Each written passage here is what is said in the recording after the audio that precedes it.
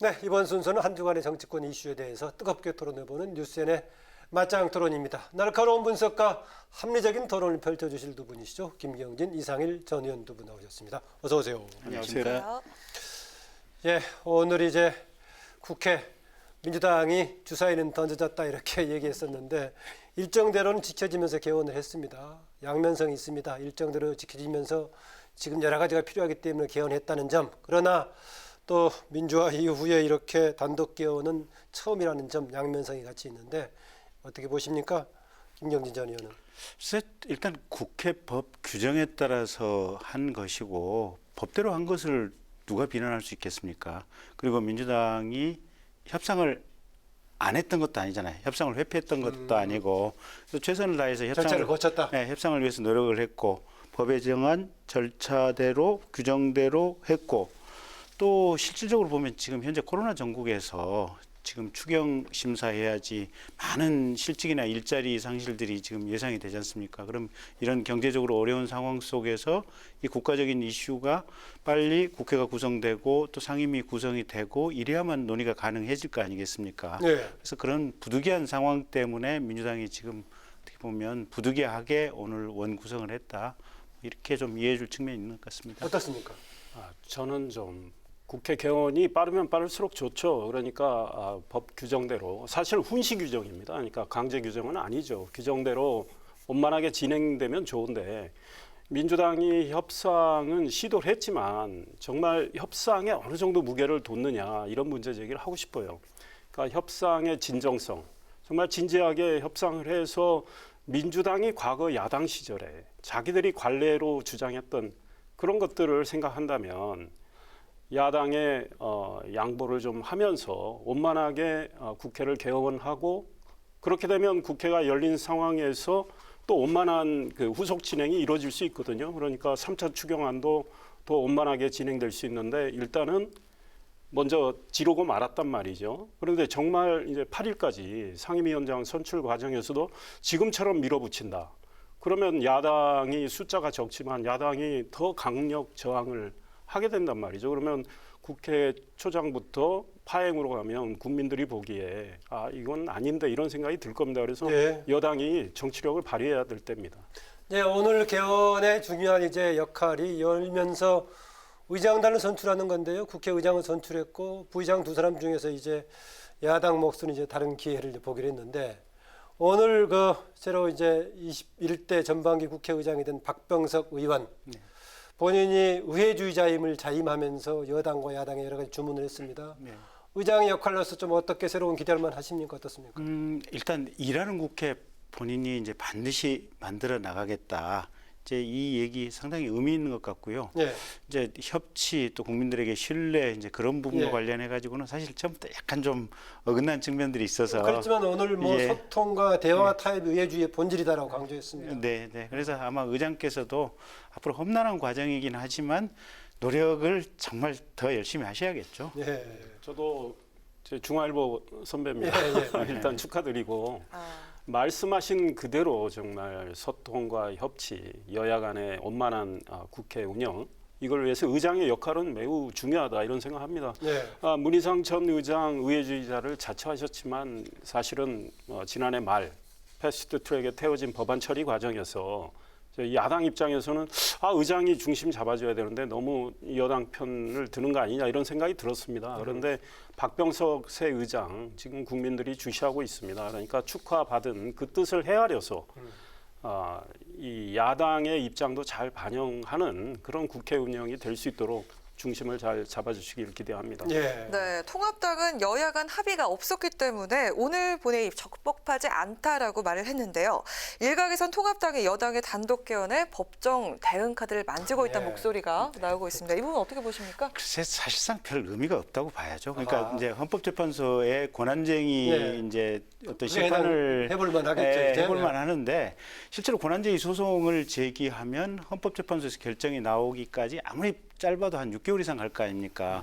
그러면 6개월 동안 이 국회 마비시킬 겁니까? 그럴 수는 없는 거 아니겠습니까? 뭐 가처분 같은 게 있는 것도 아니고요. 그렇죠. 예. 그래서 이 부분은 어떻게 보면 이제 법 위반이고 지금부터라도 협상에 좀 성실하게 임해달라라고 하는 어떤 그런 함의가 담겨 있다고 봐야죠. 네. 그렇습니다. 그 쪼개기 국회 관련해서도 고난쟁이 했는데 아직도 헌법재판소 아무런 판단 안 나오고 있고요. 예. 그러니까 지금 야당이 이런 목소리를 낼 수밖에 없는 이런 상황에 대해서 여당이 좀 책임감을 느껴야 된다. 화원에 불을 지른다는 말이 있어요. 그거는 굉장히 인정사정 없는 처사 아닙니까? 예컨대 아름다운 꽃밭이 있는데 거기다 불을 지른다. 이러면 좀 무도한 건데 예. 정말 민주당이 8일 상임위원장을 소위 선출하는 과정에서 18개 상임위원장을 다 가져간다. 그러면 하원에 불 지르는 거나 마찬가지예요. 왜냐면 야당은 이제 극한 투쟁 가는 상황입니다. 그래서 지난주에도 우리 김 의원님하고 저하고 그렇게 될 경우에 국회 파국이 오지 않겠느냐. 그러면 국회의 생산성 떨어지고 민생 챙기기 안 될 테니 여당이 이 점 잘 헤아려서 좀 양보를 해라. 그 반잔술에 눈물 나고 한 잔술에 웃음 난다는 말도 있는데요. 양보 좀 통크게 해가지고 원만하게 좀 국회를 운영했으면 좋겠다 이런 생각합니다. 근데 이제 민주당 입장에서는 어쨌든 180석에 가까운 의석을 국민들이 전폭적으로 몰아줬거든요. 예. 거의 이례적으로 사실은 이게 하나의 당에 이제 집권 여당의 힘을 몰아준 상황인데 그거는 국민들의 뜻이 그만큼 엄중한 시기에 그만큼 빨리 국회가 제자리를 찾고 열심히 좀 일을 좀 해달라라고 하는 그런 요구가 있는데 이게 원구성이 안 돼서 일할 수 있는 상태부터 안 되면 이건 더 문제 아니냐 아마 이제 이런 아마 생각들도 좀 밑바탕에 깔려 있는 것 같고요. 사실은 김태년 원내대표나 또 조영 원내대표 두 분들 좀 저녁에 소주 한 잔씩 계속해서 좀 하시고 저는 뭐 두 번 해동한 것 같은데. 네, 계속. 그런데 저 박병석 의장이 예전에도 뭐 예정은 돼 있었지만은 구체적으로 의장이 이제 새로 나섰고 하니까 뭔가 조금 중재 역할이 추가적으로 좀 나오지 않을까요? 그렇게 하셔야죠. 그리고 사실은 당 대표나 또 이 김종인 비대위원장 이렇게 또 별도로 배우에서 좀 많이 만나셨으면 좋겠어요. 그래서 제가 과거 이야기 좀 해드리면 예. 2008년에 소위 18대 국회 예. 그때 한나라당이 172석을 얻었습니다. 그때 현역을 하실 때 아니었나요? 저는 아닙니다. 그 다음에 했습니다. 그 다음이었나요? 예, 저는 중앙일보 워싱턴 특파원 할 때 예. 미국에 있었지만 그때 민주당이 지금 83석인가 얻었어요. 81석이요 당시. 81석인가요? 예. 그렇죠. 그런데 원구성이 얼마나 지체가 됐냐면요. 88일간 지체, 88일 만에 원구성이 됐어요. 국회의장 선출을 40일 넘게 한 47일 이렇게 국회의장 김영호 당시 국회의장이 선출이 됩니다. 그때 한나라당이 똑같은 이야기 할 수 있었어요. 아니 우리 172석 압도적으로 국민이 지지를 해줬다. 지금 민주당 81석밖에 얻지 못했지 않았냐. 국회 빨리 열어서 민생 법안 처리하자. 이렇게 주장할 수 있는데 인내심을 갖고 그때 민주당이 어떤 주장했는지 민주당이 돌아보면 다 합니다. 네. 법사위원장 내놔라 뭐 다 이야기했어요. 그래서 관철시켰습니다. 그래서 한나라당이 양보를 하고 인내심을 발휘해서 물론 원구성이 늦어지고 국민들께는 송구스럽지만 그래도 인내심을 갖고 야당의 주장을 받아들여서 원만하게 풀어갔단 말이죠. 그때로 돌아간다면 지금 민주당 그때 생각해 보십시오. 예, 18대 때 지금하고 정여야가 정반대로 뒤바뀌었던 상황을 역지사지해서 생각해달라는 주문 같네요. 이상일 의원님 말씀이 전 의원님 말씀이 참 지극히 사리에 맞는 게 그래요? 그러니까 지금 아마 18대 19대 때 보면 민주당에서 이제 원구성 조건으로 걸었던 것 중에 뭐 가령 그 미국과 쇠고기 협상 문제와 관련해 갖고 뭐 가축법 좀 개정합시다 뭐 이런 것도 있었던 것 같고 예. 이명박 대통령 무슨 사저 관련해서 무슨 특검 합시다 뭐 아마 이런 조건들도 좀 있었던 것 같아요. 이게 개원 협상과 관련해서 그래서 네. 이게 법사위 문제 플러스 알파를 가지고 주장을 했었던 이제 과거의 전례들도 있고 이러기 때문에 실은 민주당 입장에서 조금 좀 전폭적으로 열린 자세로 좀 나아가면 아마 개원이 훨씬 좀 이렇게 자연스럽고 빨라지지 않을까 봅니다. 네. 네, 21대 국회가 반쪽으로 시작을 했는데 이번에도 식물국회, 동물국회가 되는 거 아니냐 이런 우려가 나오고 있는데요. 먼저 두 분 생각 어떠신지 궁금한데요. 네. 그러니까 여당이 좀 하기 나름인 것 같다. 일단 국회의장, 부의장, 여당 몫은 선출이 됐는데 뭐 이제 야당 몫은 정해져 있고요.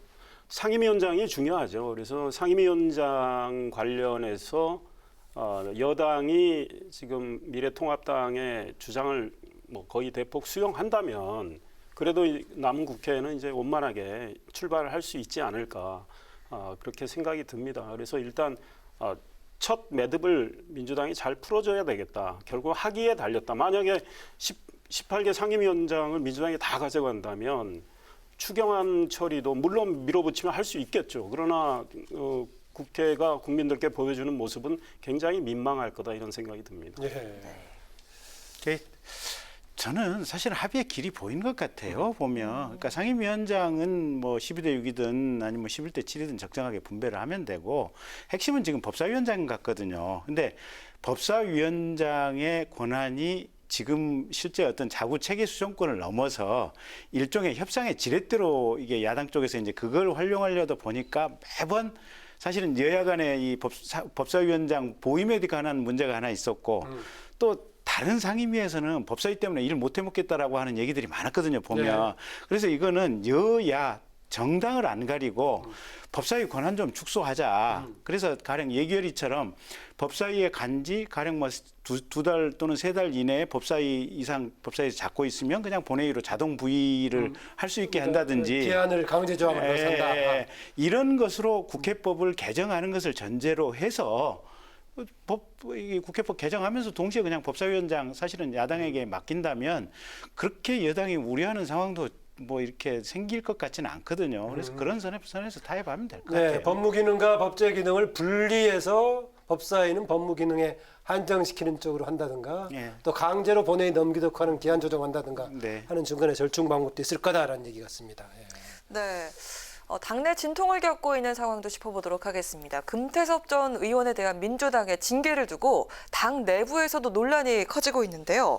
이에 따라 재심에서 결과가 뒤바뀔지 관심이 모아지고 오늘도 있는데 당 내부에서 지도부 회의에서 계속 서로 다른 의견이 오가던데요. 근데 이제 당대표께서 사실은 그 부분에 대해서는 이제 워낙 명확한 생각을 가지고 있어서 그게 당 내의 재심 절차에서 번복이 될 것 같지는 않아요. 근데 이게 저 문제가 실은 민주당에 한정된 문제는 아니에요. 보면 이게 미래통합당에서도 똑같은 상황이 생길 수도 있고 또 이 군소정당에서도 똑같은 상황들이 저게 지금 생길 수 있거든요. 보면 근데 그와 관련해서 우리 사회의 이제 어떻게 보면 국회 내부의 콘센서스가 지금 필요한 시점인데. 국회법 114조가 지금 2002년도에 만들어졌단 말이에요, 보면. 근데 거기 보면 국회의원은 헌법과 양심에 따라서 표결을 하고 소속 정당의 의사에 기속되지 않는다라고 아주 명확하게 지금 국회법 114조의 2가 못을 받고 있어서 그러면 징계를 한다고 하는 거 경고장을 주는 것은 저 국회법 위반 아니냐라는 논쟁이 이게 생길 수가 있고 그래서 지금 금태섭 의원이 그것 때문에 법 위반이고 그다음에 민주당 징계에 관한 당헌 당규 위반이다라고 주장을 하고 있는데 재심 청구에서 그렇게 얘기한 거죠. 예. 근데 법 이론상으로 상당한 설득력이 있는 것 같아요. 금태섭 의원 얘기가. 그래서 그런 부분은 조금 뭐랄까 우리 사회의 어떤 이 국회 내 어떤 정치 또 법 헌법학자들이 조금 좀 수기를 통해서 아마 좀 방향 제시를 해야 될 필요성이 있지 않나 싶습니다. 네. 민주당 분위기상 재심이 받아들여질 가능성은 없다고 봅니다. 그렇게 그러나 생각하시네요. 민주당의 소위 그 금태섭 의원 징계 명백히 잘못됐다. 네. 우리 김경진 의원님 지적하신 그 내용과 똑같습니다. 그 국회법이 2002년에 만들어진 이후에도 강제적 당론에 따르지 않은 소신 투표를 한 양심에 따라 투표를 한 의원들이 많이 있었어요. 예. 민주당에도 있었고 민주당에는 뭐 지난 선거법 처리할 때 그때 표결하지 않는 분도 있었어요. 그런 분들 징계도 왜 안 했느냐? 금태섭 의원 지금 표결하지 않는 하잖아요. 것도 당은 따르지 않는 거다라고 봐야겠군요. 그렇게 된 거죠. 그리고 과거 새누리당에도 강제적 당론이 있었지만 그와 달리 소신 투표, 반대 투표한 분들도 있습니다. 아무도 징계한 적이 없습니다. 이번에 처음 논란은 됐었죠. 논란은 됐지만 징계까지는 안 갔죠. 의원의 양심에 따른 표결이라고 생각한 거죠. 그리고 국회법을 따라서 국회법 정신을 준수해서 징계를 하지 않은 거죠. 또 헌법 나가서 헌법의 정신까지 생각을 한 건데 이번에 민주당 징계는 사실은 감정풀이다. 좀 이 눈밖에 난 사람 찍어내기 측면도 있다. 거기 이해찬 대표 말씀 중에도 그런 언중유골이 있다. 아하. 강제적 당론을 안 지킨 사람에 대해서 징계하는 건 당연하지 않느냐 이런 취지로 말한 건 그 징계가 가볍든 무겁든 결국은 이번에 이런 걸 통해서 민주당에 지금 초선 의원들이 68분인가 되잖아요. 그분들에 대해서도 이 메시지를 보내는 거 아니냐. 함부로 뛰지 마라. 예, 예. 이런 메시지 같아요. 근데 민주당의 어떻게 보면 발전이나 또는 국민들의 보편적 지지 확보를 위해서라도 사실은 당내에서 적절한 이견이 있고 다양성이 좀 이렇게 많이 존재해도 이게 허용이 된다라고 하는 인상들이 있어야 국민들의 지지가 조금 보편적으로 넓어지는 거 아니겠어요? 그래서 네. 민주당이 너무 이렇게 강하게 할 일은 아니라고 봅니다. 네, 통합당 얘기 좀 해보겠습니다. 김종인 위원장 연일 계속해서 통합당이 이제 진취적인 정당이 돼야 된다. 또 약자와의 동행을 표방을 하고 있습니다. 거기다가 지금 기본소득 이제 물 당장 시행할 것이 아니라고 얘기했지만 이것도 화두로 던지고 있고 이런 상황인데 김종인 위원장은 이제 현재 변화하는 시대에 맞게 당을 뭔가 정비하고 쇄신해야 된다 얘기하는데 기존의 정체성에서 어긋난다라고 다른 주장을 하고 있습니다. 이런 흐름 어떻게 정리가 될 것 같습니까? 글쎄, 제가 볼 때는 지금 미래통합당이 선거에서 연전연패를 하고 있잖아요, 보면. 네. 그래서 일부 지금 김종인 위원장에게 반대하는 사람들 입장에서는 이러다가 집토끼마저 놓치는 것이 아니냐 뭐 이제 이런 걱정을 하고 있는데. 집토끼가 많이 있나 보죠? 그러니까 이제 그 지점이에요. 집토끼가 과연 얼마나 있느냐. 네. 42% 있지 않습니까? 근데 선거 결과로 나타난 것은 많은 의석을 잃어버렸다. 지금 이제 이런 상황이다 보니까 김종인 위원장이 정말 위원을 넓히고 지금까지 돌보지 않았던 호남이라든지 여성이라든지 청년이라든지 또 소외된 계층에 대한 기본소득 논제라든지 그런 쪽으로 가야만 미래통합당이 살 활로가 열린다 지금 이렇게 보는 것 같고요. 네. 제가 볼 때는 상당히 의미 있는 시도고 의미 있는 관점인 것 같습니다. 저는 방향을 잘 잡으셨다 이런 생각이 듭니다. 지금 사실은 김종인 위원장이 종횡무진하는 상황이에요. 어젠다를 선점을 하고 기본소득 이야기했죠. 물론 어제 이야기했죠. 지금 당장 할 상황이 아니다. 적자 재정 심각하고 연구를 해야 된다. 우리 사회적 약자와의 동행 아마 외연을 넓힐 수 있는 그런 이야기입니다. 그다음 또 리쇼어링 그러니까 외국에 나갔던 기업들 국내로 다시 들어오도록 하기 위해서 파격적인 지원을 해야 된다. 이런 어젠다가 지금 먹히고 있어요. 화제가 되고 있기 때문에 국민들이 관심을 갖고 있고 이거를 이제 하나하나 구슬서마를 잘 깨면은 지지율이 올라갈 수 있다. 외연도 확장될 수 있다. 이런 생각이 듭니다. 다만 김종인 위원장의 임기는 내년 4월 7일까지 일단 돼 있습니다. 그런데 저는 국민과 당원이 생각하는 심리적 임기가 있다고 생각합니다. 아하. 6개월 정도. 그래서 그때까지 성과를 내야 된다 그런 예, 얘기네요. 그렇죠. 만약에 성과가 나와서 우리 당에 대한 지지가 올라간다면 김종인 위원장은 쭉 잘 갈 거고 저는 대선 주자도 될 수 있다고 생각해요. 고령이지만 그러나 이제 지켜봐야 되고 중요한 점은 김종인 위원장의 그 개인기가 당원들 전반에 이 팀워크가 같이 가져야 된다. 근데 그런 면에서는 조금 부족한 점이 있다 이런 생각이 듭니다. 이제 그 정당 간에 또 정치 세력 간에 어떤 데는 보면은 아주 입장의 차이가 많으면서 대결할 때가 있고요. 어느 시기에는 보면은 여야 정당들의 의견이 상당히 수렴할 때가 있는데 최근 바로 21대 국회 시작하는 무렵에 상당히 수렴한 의견들이 좀 많이 나오고 있는 것 같습니다. 오늘 두 분 의견 여기까지 마치겠습니다. 고맙습니다. 감사합니다. 고맙습니다. 네, 지금까지 김경진, 이상일 전 두 의원이었습니다.